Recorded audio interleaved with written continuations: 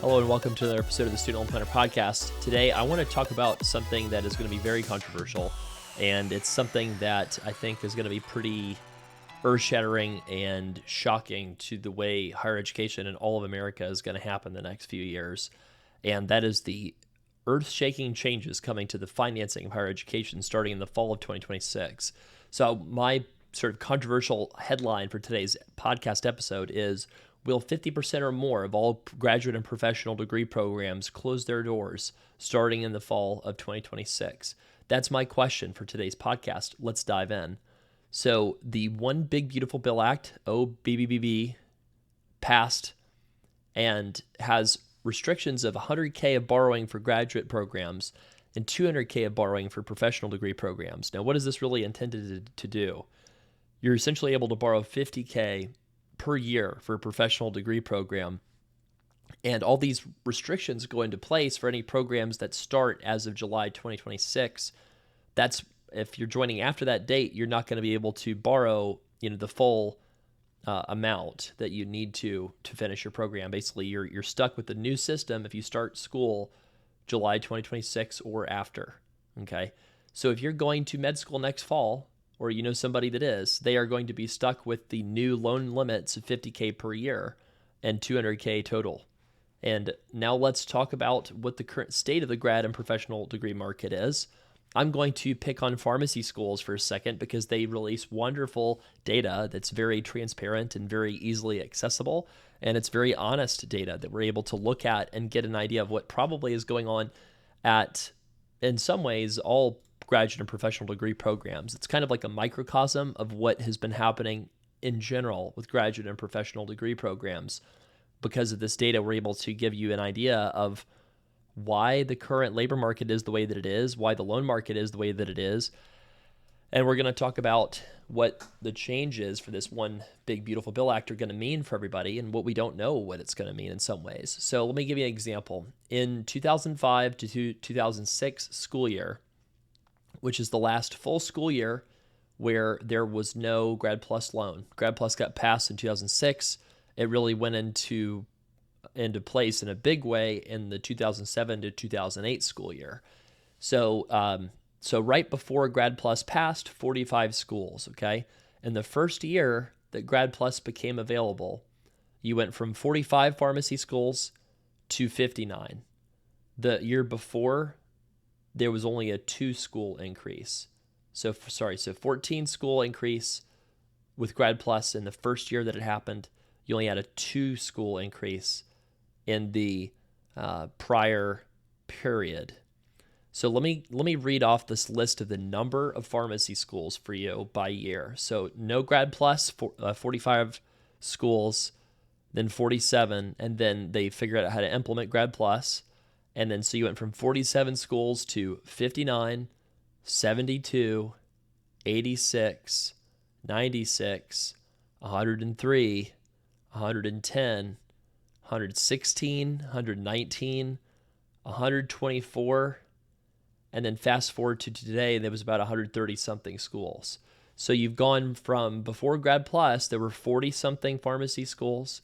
4,900 people got in, 15,000 people applied. It's about a 30-something% acceptance rate. To fast forward to the 2020s, and 87% of people were being accepted to pharmacy school somewhere. So with Grad Plus, when you're able to borrow unlimited sums to attend programs, there's no limit on the cost of attendance. Programs and universities can pop up overnight, charge full tuition, and if they can find people to fill the seats, they will make a lot of money for the school from that program existing. So think about what these programs are. The 47 schools or so that existed before Grad Plus are probably some schools that have been around for decades. A lot of them are probably at lower cost in-state universities where the ROI of the degree is significantly more positive than if you're going to a really, really high cost school, presuming you're having to compare paying back loans to paying back loans.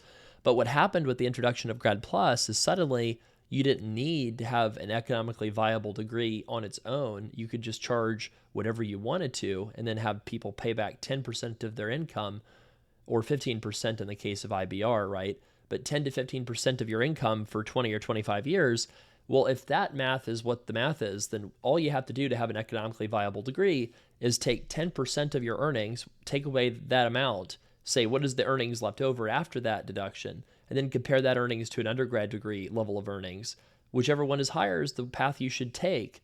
Maybe you could make, the argument, well, you got to adjust for opportunity cost of how long the program is. Well, that's true. But, in general, if you want like a simple rule, let's say you make $120,000 as a pharmacist, take away 10% for student loans, you're losing $12,000. I'm simplifying here, right?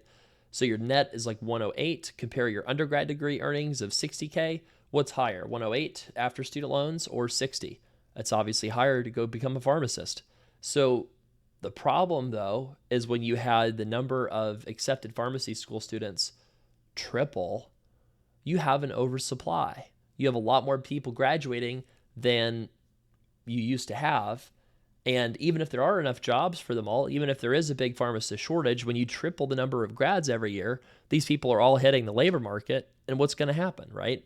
Economics says supply demand is going to cause salaries to either not increase very much or to go down, because the people who are hiring the pharmacists, right, your big pharmacy chains, have more pricing power because the supply of the pharmacists that they need is so much larger than it used to be. So the negotiating power of pharmacists is much lower. The incomes that pharmacists could expect is much lower. Big private equity type organizations or publicly traded firms are going to have a lot more power over their cost, which is the salaries of pharmacists, in a world where you're outputting that many. So here's my question.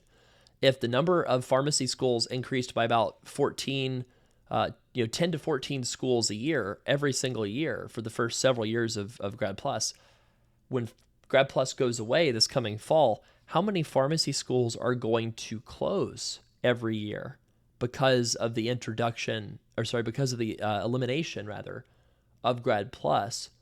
What is that going to mean for the labor market? What is it going to mean for all the people whose programs are going to close midstream? What is it going to mean for the thousands of students who are going to have to transfer when their schools close? Now let me ask a broader question.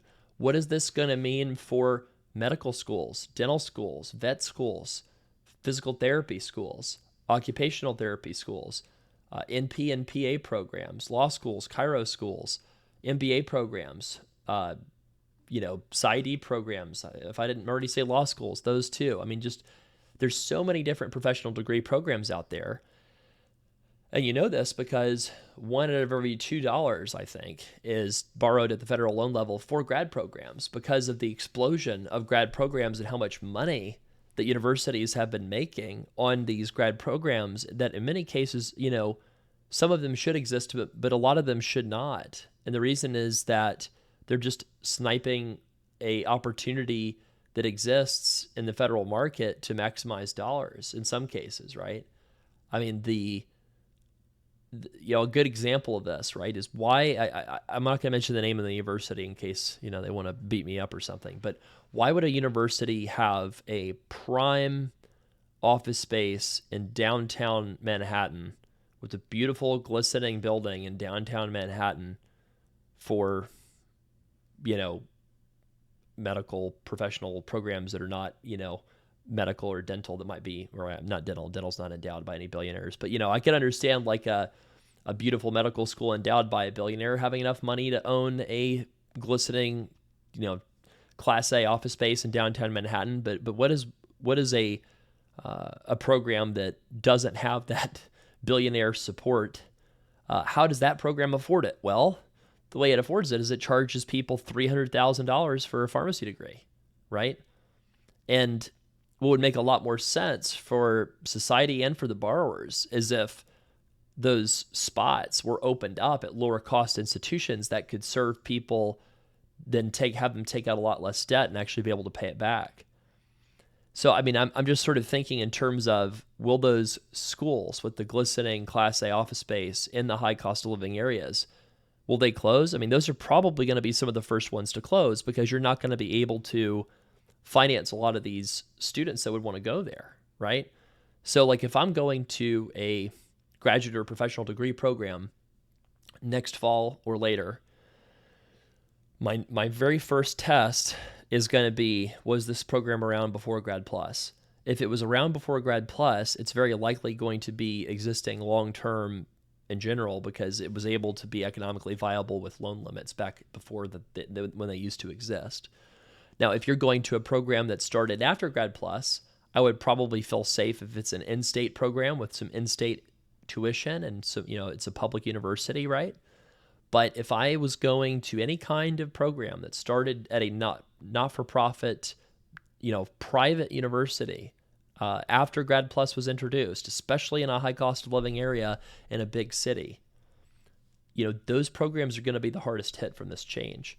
And there's going to be a lot of jobs at stake. There's going to be a lot of stress on the part of the people who work at these colleges and universities. And there's going to be a lot of opportunity for misstatements to be made, right? I mean, think about if you have to convince somebody to do something or you lose your job. Your mind kind of gets a little sharpened and a little focused, right? That's going to happen in a lot of universities. And I'm not saying that, I'm not saying that people that work at these universities are not good people. The vast majority are great people, right? It's not their fault that this bill passed. It's not their fault that all these loan limits went into place, right? But again, think about what incentives exist when if you don't get butts in chairs, you lose your job, right? This is how a lot of high commission financial, quote unquote advising jobs, this is kind of why a lot of those jobs exist. You get somebody into a commission-based sales role, they, kind of realize that there's maybe some cheaper ways to get advice or some less conflicted ways to get advice, but they have a mortgage and they have kids and they have after-school programs their kids want to be a part of, and they have to pay their car payment, right? And then you rationalize, well, this helps somebody get to retirement too, maybe not as fast, but they need more guidance anyway. So I feel okay selling this like high fee annuity product to this person because it pays a good commission and I need to pay my mortgage, right? Now, I'm not saying that people that work at high cost private universities are equivalent to variable annuity salespeople. What I am saying though is that there's a lot of incentives for misstatements to be made, or at least certain things that seem obvious to not be delved into too deeply, right? And so how do I expect this to happen, right? I think there's a couple things to kind of watch out for. First off, you have, a lot of these schools are so expensive. In some ways, borrowers might be protected because they might not have a private lender that would even be willing to lend to them. Like, for example, if you go to one of the highest cost dental schools in the country in New York or California, and you need to borrow $160,000 to $170,000 a year to go, let's say that you get in, right? And then they hand you your financial aid award letter. And right now, 90% of people are just borrowing the max in Grad Plus. What happens when you need to borrow $160,000?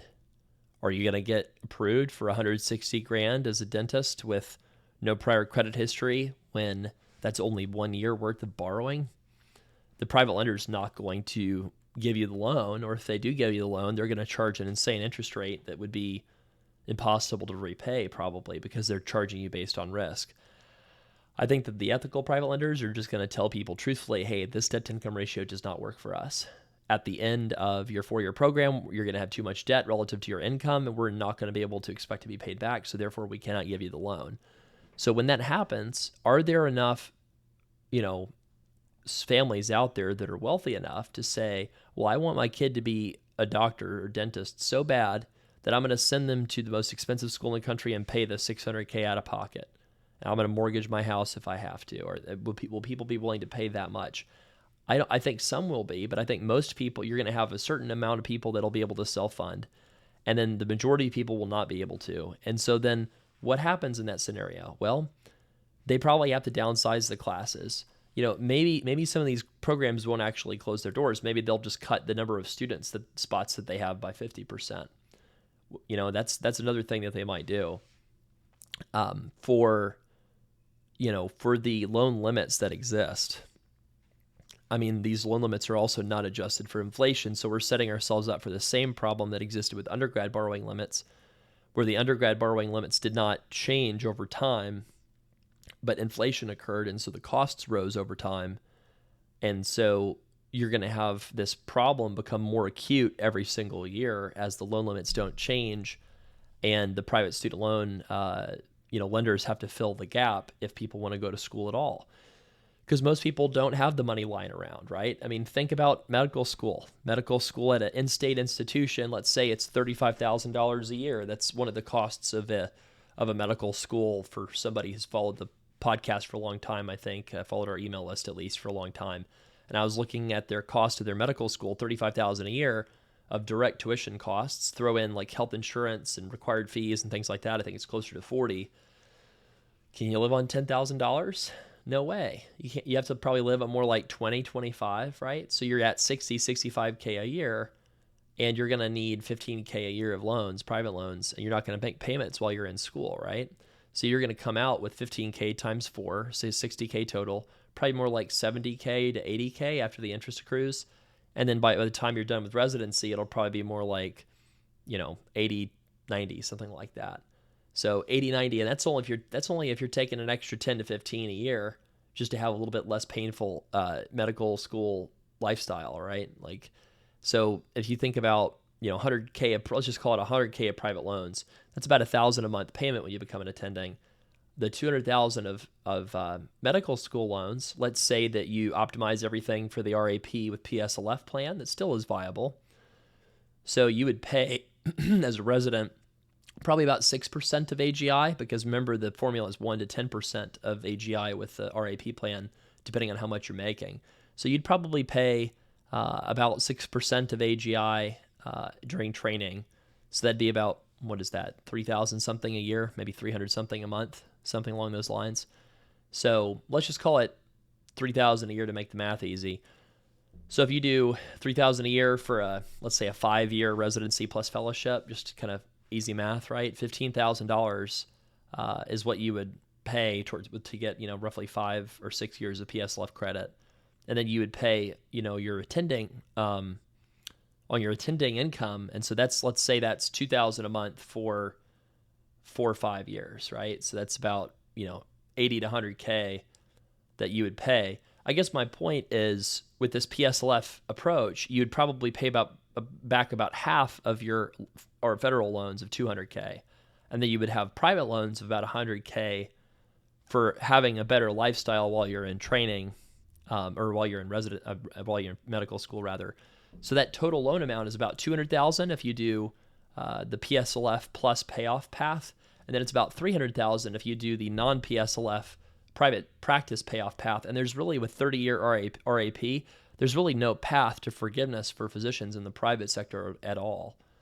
There is still a path for folks that are in the, what I would call the 5-figure income category.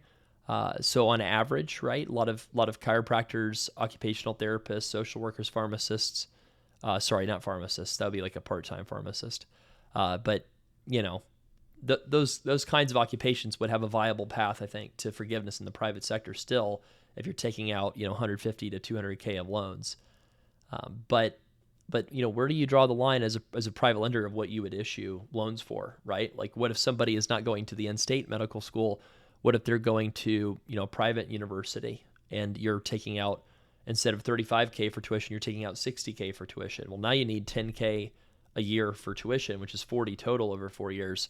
But you also need the 25K for living expenses. So now you're taking out 100K plus the 40 for the tuition. So you're at 140, throw in some interest, 150, 160, throw in some more interest post residency. You're at like 170, 180K of total private debt on top of your federal. So the whole thing is just really tough to think about. There's going to need to be a lot of change in the grad market, and it's going to be really chaotic. So if you think about any time there's massive disruption to a marketplace, people get hurt. My goal with this podcast is to make sure that as few people get hurt as possible. And I think that there's some ways to do this. I think that one of the things I want to work on is we have access to thousands and thousands of data points of what people actually earn, and not just what schools claim people earn, but undoctored data showing what people actually earn with tons of different programs. So I think I'll probably work on doing a lot of surveys of our audience to get better ideas of what does the actual earnings data look like for all these different schools. And then I think we would be able to say, okay, if you're going to go for this PSLF plus private loan path, or you're going to go for a full private loan path, or whatever path you're going to go down, I think we could probably figure out, hey, this is what we think people are going to have in loan payments. This is what their income is probably going to be. What is their after student loan, after tax income? And then let's compare that to what you'd make as an undergrad. And then I think that's going to open the door for a lot of negotiation on prices. I think that if you think about, the law school market, back when I was an undergrad and some of my friends were talking about going to law school, the law school is very aggressively discounted tuition, and they called it merit scholarships. But what it really is tuition discounting for the most part. And this is something that's widely done in the undergrad financial aid space. Basically, what happens is they give you your initial award letter of grants and loans, and then you can challenge that. Very few people know that you can challenge that aid award letter and say, please use professional judgment and reassess my aid award. And then a lot of times those financial aid administrators will look at your aid package and they will say, well, it'll give you a little bit of extra grants, right? So it's really interesting how the financial aid market works at the undergrad level. And I think that you're going to start seeing the graduate market become a lot similar, very similar, in the sense that I think you're going to start seeing, pharmacy schools offer merit scholarships, but it's not really merit scholarships. It's tuition discounting, right? It's the same reason why, a JCPenney gives you a sale 50% off for some khaki pants. Oops, now you know what I'm like, right? I'm just kidding. But, that's because consumers like the discounts, right? And so if you have Grad Plus, you don't have to discount. You can just tell people, well, the discount is you getting access to IBR, right? But if IBR doesn't exist, now you're going to be forced to discount the sticker price to let people get a price that they can actually afford to pay. A lot of people are just going to be very unaware of all these changes, and they're going to try to go fulfill their degree ambitions anyway, and they're going to get caught up in this gigantic mess of financing.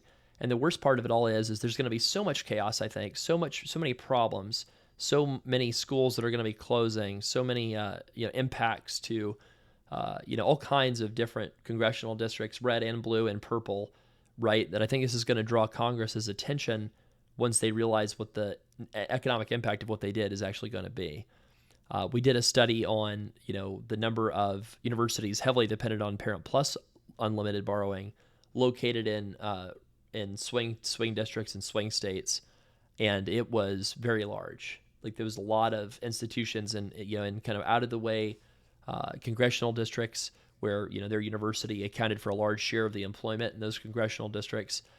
That's always the challenge when it comes to cutting programs, right? Everybody wants to cut the pork and cut the unnecessary defense contractor in federal government, except when the defense contractor knows that, what do? They go and they put all kinds of jobs in key congressional districts, and then suddenly those congressional districts get too many jobs from that company, and then the Congress doesn't end up cutting it as deeply as they thought, right? So even though higher education is kind of considered by maybe some in the Republican coalition to be not ideologically aligned and sort of maybe a political opponent, I do think that there's going to be a little bit of a change of heart that's going to happen over time among Republicans when they start having job impacts in their districts, which is going to happen with these changes to Grad Plus. There will absolutely be large numbers of closures. I just don't know how many they will be. And the medical school space, there's a limitation on the number of residency slots that's funded by Medicare, right? And so there's not going to be as many closures in the medical school space, primarily because of the supply constraint that's imposed from the limitation on the residency slots. So you're going to see a lot fewer closures in the medical school space. If I had to guess of ones that might close, it'd be some of, if there's any for-profits or Caribbean schools or something like that. Those are going to have a much, much harder time. But most of the medical schools, even the private medical schools, are probably going to be fine. In the much larger closure category, I would put, physical therapy programs, pharmacy programs, maybe even optometry programs, and that basically anything that is anything that has a very low barrier to entry for a school to start. They started in a big way. And so you're going to see, the biggest impact on some of those types of programs, I think, first and hardest, right? So it would not shock me if like more than half the PsyD programs for psychologists closed down rapidly. And this is all going to be driven, I think, by underwriting. I think that there's not going to be a lot of private lenders that are going to want to underwrite a PsyD program or pharmacy degree program that started up in the past 10 years or 20 years. They're going to want to prioritize those in-state or lower-cost programs that have been around for a long time because of the risk of the school closing, right? There's no closed school discharge for a private student loan where the private lenders get reimbursed by the government if the school closes. That's only at the federal level. So that means these private lenders are going to have to charge a risk-based premium on the interest rate for any schools that they think are at risk of closing.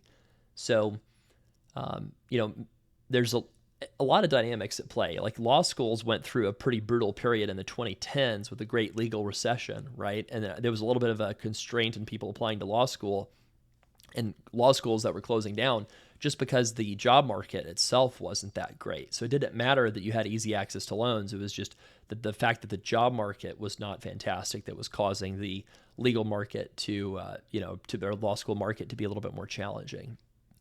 There's a lot of dynamics at play too with programs like MBAs. There's a lot of MBA programs that are shutting down or closing down. That's mostly due to the fact that people think there's a big premium in going to a top program, but people are viewing that there's maybe less premium than there's been in the past to going to a lower ranked program. And so a lot of those programs are closing down, right? So the whole thing is just fascinating to me. I've never been through something where we're going to be seeing this much disruption in the way that a large sector in the economy is managed. It would be, it's just going to be really fascinating to watch. That's all I'll say. So we will try to support you in this as a existing borrower. I know you're listening to this probably as an existing student loan borrower instead of a prospective student loan borrower. And if you're an existing borrower, we're going to be monitoring the existing student loan rules for you to make sure that you're taken care of and that everything's managed well for your finances long term, that you're in good shape with your finances long term. And for anybody in your life that's considering graduate or professional school, we're going to try to figure out a model where we can help people. I don't know what that model is yet. I'm looking at a lot of different things, but ultimately we want to help people make good decisions for their future, help people get the best deals and any financing that need to get done, and make sure that people are setting themselves up for financial abundance and financial happiness and not financial stress. Right? That's kind of the mission of Student Loan Planner, is to help people like you just live great lives and live your dreams, right? And to not let student loans and the stress of it all get in the way of that. So just wanted to kind of riff a little bit on this idea of, will 50% of graduate school programs close? I think the answer is yes, but if I'm going to predict how fast it'll happen, I think you'll see like 5 to 10% of programs in a school, in a sector, right, of professional schools close per year. So if there's like 130 pharmacy schools, I think you'll see like 10 to 15 of them close in year one, 10 to 15 close year two, 10 to 15 close year three, and then I think it would be like 5 to 10, and then it'll hit a bottom, right, where there won't be that many more that'll close, because you'll find out what that real number is of the ones that can get financed through the private loan market and through families' savings. So there's all kinds of unintended consequences that'll happen from this. Obviously, the average student from professional schools is going to become wealthier. It's going to become fewer students from first generation and underrepresented backgrounds that are going to be able to go to professional school. I talked to one lender about this problem recently and was asking, hey, are there any family offices? Are there any wealthy donors that are interested in investing in this space to try to address this problem? Because it's going to be a big problem. Because we all want professional degree programs to reflect the broad diversity of the individuals that are served by those professions, right? That's a good goal to have. And these Grad Plus changes are going to definitely hurt diversity in professional degree programs. So we're just going to have to follow this closely, see what happens. If you have any questions about your existing student loans, you can ask a question to appear in our podcast at studentloanplanner.com/voicemail. And then if you have any needs that you want a one-on-one plan for, you can go to studentloanplanner.com/book. Thank you so much for listening to the Student Loan Planner podcast. I hope you have a great rest of your day. Are you on the free Student Loan Planner email list? If yes, you could upgrade your experience and discover student loan loopholes so good they might get repealed if I talk about them publicly. Find out my very best thought leadership that I really just can't be super open about anymore, unfortunately. If you want to get our very best tips, not just the ones that I can share for free, then go to studentloanplanner.com/insider to get a special discount for your year membership. That's studentloanplanner.com/insider and get our very best dozens of bonus content and tips that's going to save you money and get you out of student debt faster. And if you're already an SLP Insider, please reply back to those emails and let me know how I can make it even more valuable.